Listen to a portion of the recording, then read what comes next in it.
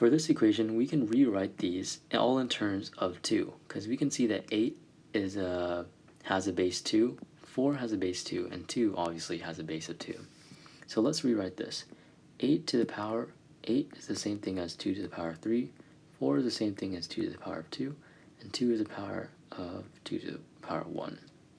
So if we rewrite this, we get 2 to the power of 3 to the power of n times 2 to the power of 2 to the power of 2 is equal to 2 to the power of 10. So one exponent rule that you should know for this problem is that if you ever have something to the power of something, then you are allowed to multiply these two together. So in this case, if we have x to the power of 2 to the power of 5, then it's the same thing as x to the power of 10. Similarly, we have 2 to the power of 3n times 2 to the power of 4 is equal to 2 to the power of 10. Okay, the second rule is that if we have two numbers multiply to each other and they have the same base, for example, x to the power of 3 times x to the power of, x to the power of 2, then we are allowed to combine these to be and add the two exponents together. So x to the power of 5 in this case.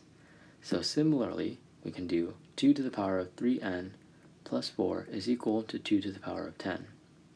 And now we can eliminate both of the bases. If they have the same base on both sides, we can eliminate them and then set the two exponents equal to each other. So now we subtract both sides by 4, we get 6, n is equal to 2. A.